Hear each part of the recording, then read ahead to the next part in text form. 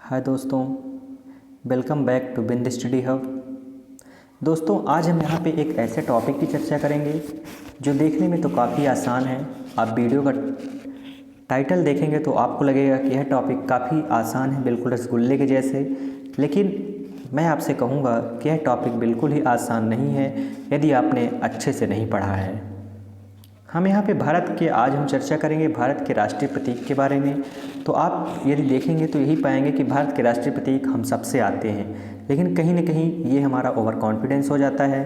भारत के राष्ट्रीय प्रतीकों से संबंधित कुछ ऐसे प्रश्न हैं जिससे हम परिचित नहीं हैं। आज हम देखेंगे उन्हीं प्रश्नों को और भारत के राष्ट्रीय प्रतीक की हम डिटेल में चर्चा करेंगे। आज भारत के जो राष्ट्रीय प्रतीक हैं उनकी हम डिटेल से चर्चा करेंगे इस वीडियो में। तो आपको बने रहना है वीडियो के अंत तक ताकि आपको सारी इन्फॉर्मेशन प्राप्त हो सके।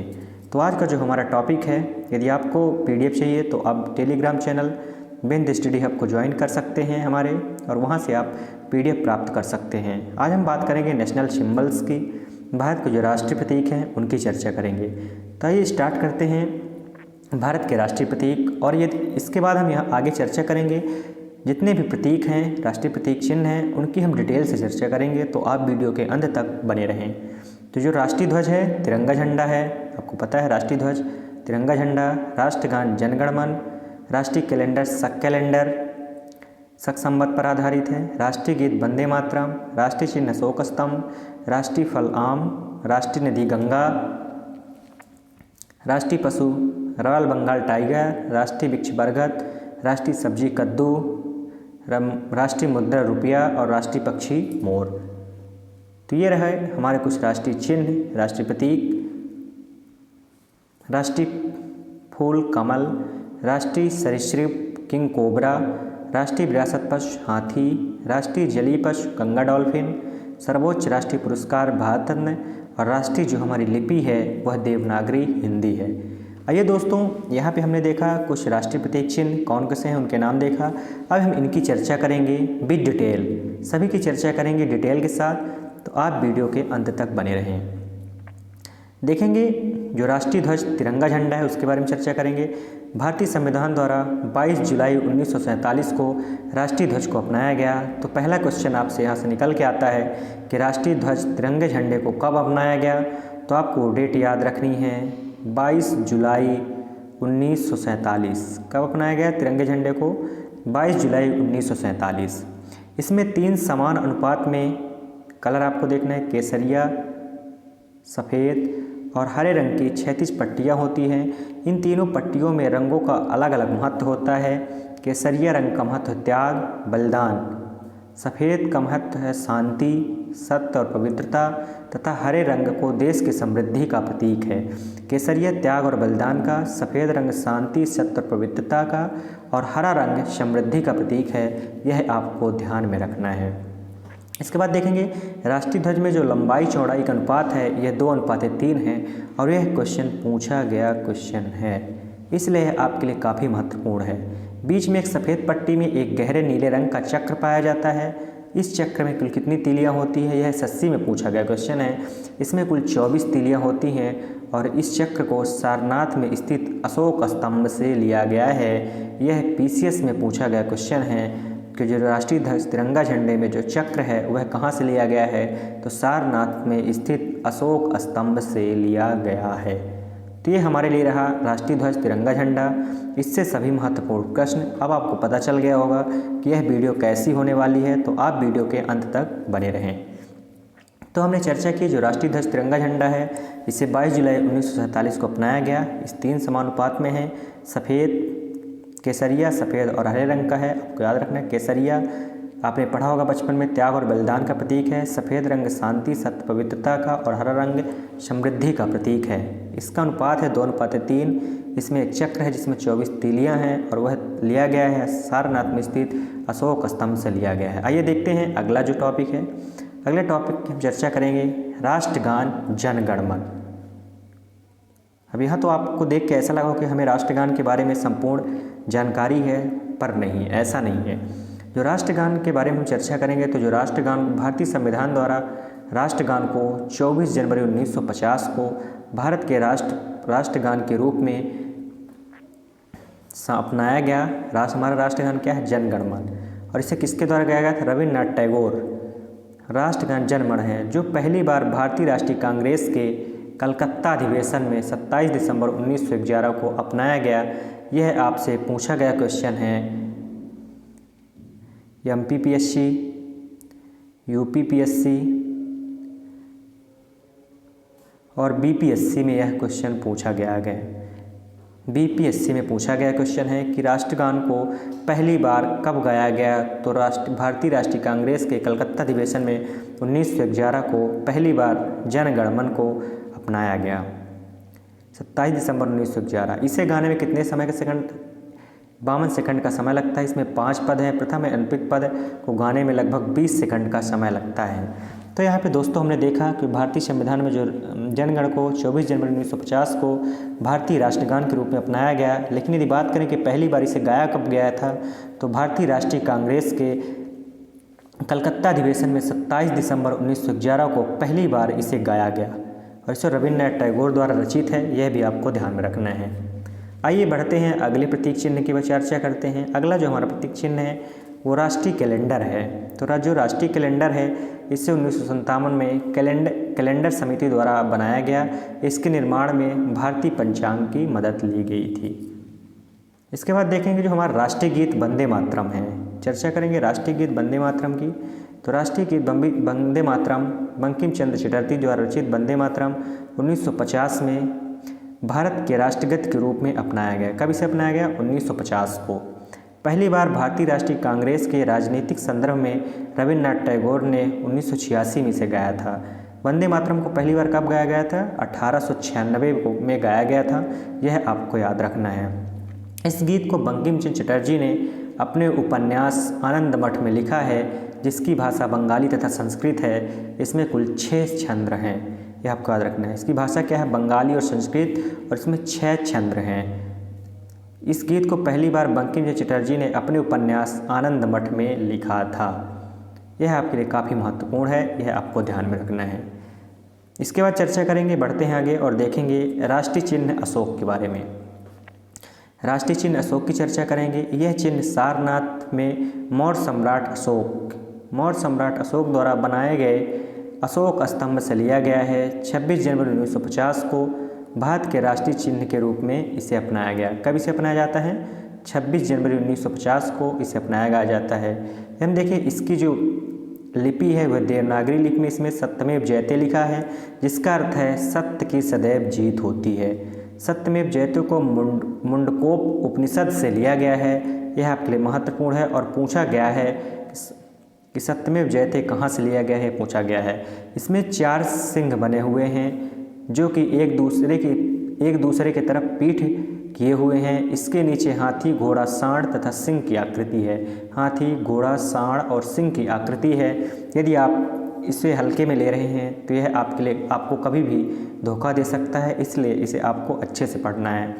कहाँ से लिया गया है, सत्यमेव जयते मुंडकोप उपनिषद से लिया गया है। मुंडकोप उपनिषद से लिया गया है। इसमें कितने शेर हैं, 4 शेर हैं जो एक दूसरे के ऊपर पीठ हैं। वैसे आपको 3 ही दिखते हैं पर 4 हैं। इसके नीचे हाथी, घोड़ा, सांड और सिंह की आकृति है। सभी पशुओं के बीच में एक चक्र बना हुआ है। अब याद रखना है राष्ट्रीय चिन्ह अशोक स्तंभ से पहली बार 26 जनवरी 1950 को भारत के राष्ट्रीय चिन्ह के रूप में अपनाया गया और इसमें सत्यमेव जयते लिखा है, जिसकी लिपि है देवनागरी लिपि। यह आपके लिए महत्वपूर्ण हो जाता है। इसके बाद चर्चा करेंगे राष्ट्रीय फल आम। राष्ट्रीय फल आम है, जिसे फलों का राजा कहा जाता है, जिसका वैज्ञानिक नाम मैग्नीफेरा इंडिका है। इसे भारत के राष्ट्रीय फल के रूप में अपनाया गया है। तो भारत का जो राष्ट्रीय फल है आम, यह काफ़ी महत्वपूर्ण है। वैज्ञानिक नाम इसका याद रखना है आपको। और इसके बाद चर्चा करेंगे भारत की जो राष्ट्रीय नदी है। भारत की राष्ट्रीय नदी गंगा है, आप सबको मालूम है। तो जो भारत की सबसे लंबी नदी और पवित्र नदियों में से एक गंगा को भारत की राष्ट्रीय नदी कहते हैं। इसकी उत्पत्ति हिमालय के गंगोत्री ग्लेशियर से भागीरथी नदी के रूप में हुई है। ये बंगाल की खाड़ी के सुंदरवन में जाकर मिलती है। इसकी कुल लंबाई 2510 है, 25 भी कह सकते हैं आप।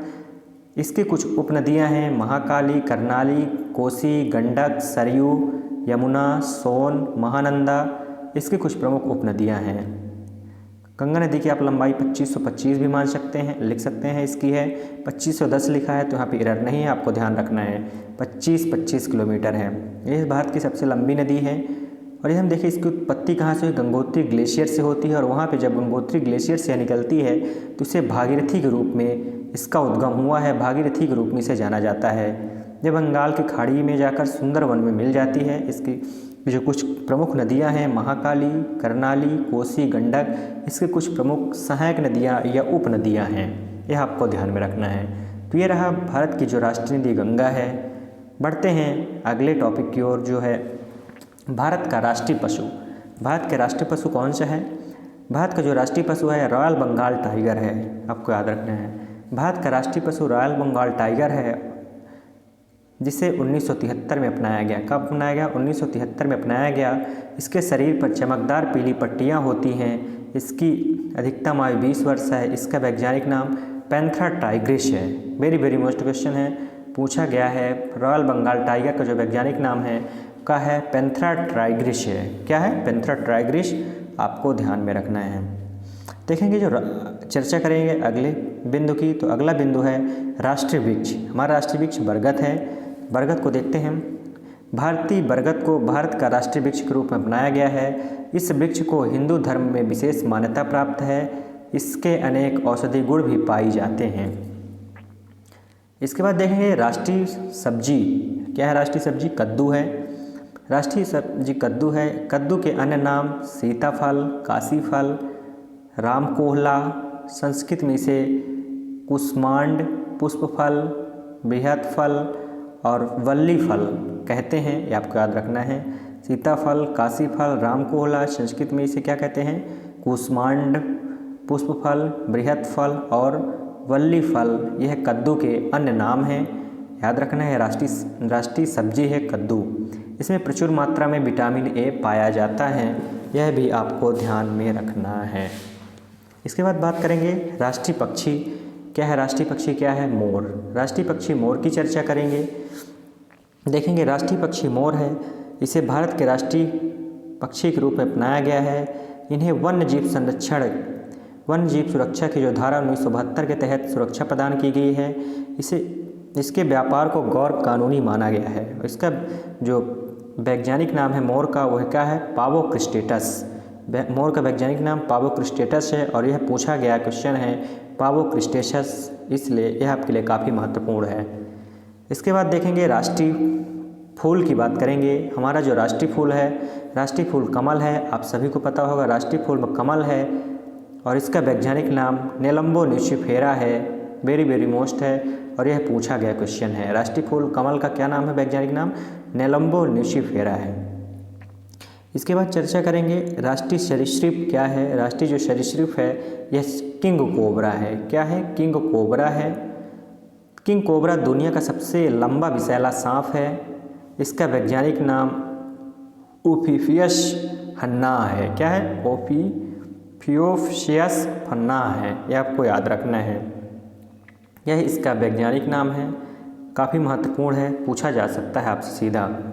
इसके बाद देखेंगे राष्ट्रीय विरासत पशु। राष्ट्रीय विरासत पशु क्या है? हाथी। राष्ट्रीय विरासत पशु हाथी है, यह आपको याद रखना है। इसका जो वैज्ञानिक नाम है इलेफस मैक्सिमस। क्या नाम है इसका? इलेफस मैक्सिमस, काफ़ी महत्वपूर्ण है, वेरी इंपॉर्टेंट है, इसको आप याद रखना है। वैज्ञानिक नाम आपको सभी का याद होना चाहिए। क्या है इसका नाम? Elephas maximus. राष्ट्रीय पशु जो हाथी है, विरासत पशु हाथी है, इसका क्या नाम है? एलिफस मैक्सिमस, आपको याद रखना है। इसके बाद देखेंगे काफ़ी महत्वपूर्ण है राष्ट्रीय जलीय पशु। जो राष्ट्रीय जलीय पशु है गंगा डॉल्फिन, यह काफ़ी महत्वपूर्ण है, इससे भी प्रश्न पूछा जाता है। याद रखना है जो राष्ट्रीय जलीय पशु गंगा डॉल्फिन है, तो इसे गंगा नदी में पाए जाने वाले डॉल्फिन को राष्ट्रीय पशु कहा जाता है। और इसका जो वैज्ञानिक नाम है प्लेटिनिस्टा गंगेटिका। क्या है इसका नाम? प्लेटिनिस्टा गंगेटिका। और जो राष्ट्रीय जलीय पशु गंगा डॉल्फिन है, इसे 18 मई 2010 को भारत के राष्ट्रीय पशु के रूप में अपनाया गया। यह एक स्तनधारी पशु है जो सिर्फ शुद्ध और मीठे जल में रहता है। यह आपके लिए महत्वपूर्ण है, आपको इसका वैज्ञानिक नाम कब इसे अपनाया गया याद रखना है। यह एक स्तनधारी पशु है जो सिर्फ शुद्ध और मीठे जल में रहता है, यह आपको याद रखना है। तो इससे आपको राष्ट्रीय जलीय पशु से 3 फैक्ट याद रखना है। एक तो इसे कब शामिल किया गया, एक इसका वैज्ञानिक नाम क्या है, और ये देखेंगे कि और एक है राष्ट्रीय जलीय पशु क्या है, गंगा डॉल्फिन। बढ़ते हैं अगले टॉपिक की ओर। अगला टॉपिक है सर्वोच्च राष्ट्रीय पुरस्कार भारत रत्न। देखेंगे भारत रत्न की स्थापना 2 जनवरी 1954 को भारत के तत्कालीन राष्ट्रपति डॉक्टर राजेंद्र प्रसाद के द्वारा की गई। यह कला, साहित्य, विज्ञान, सार्वजनिक सेवा, खेल के क्षेत्र में प्रदान किया जाता है। इसे पीपल के पत्ते की आकृति पर सूर्य की छवि अलंकृत की गई है। डॉक्टर सर्वपल्ली राधाकृष्णन को 1954 में पहला भारत रत्न प्रदान किया गया था। यदि हम बात करेंगे एकमात्र खिलाड़ी सचिन तेंदुलकर, जो सबसे कम उम्र के व्यक्ति हैं जिन्हें भारत रत्न दिया गया है। आप यदि भारत रत्न से कंप्लीट वीडियो प्राप्त करना चाहते हैं तो आप हमारे चैनल की प्लेलिस्ट में आप जा सकते हैं। अवार्ड नाम की प्लेलिस्ट होगी, वहाँ पे भारत रत्न से संबंधित कंप्लीट वीडियो पड़ा हुआ है, जिसमें हमने 1954 से 2021 तक के जितने भी भारत में वितरित हो चुके हैं महत्वपूर्ण व्यक्तियों को, उनके बारे में हमने चर्चा की है। तो आप प्ले लिस्ट में जाके वहाँ से आप देख सकते हैं। बढ़ते हैं अगले महत्वपूर्ण टॉपिक की ओर। अगला महत्वपूर्ण टॉपिक है राष्ट्रीय भाषा देवनागरी हिंदी।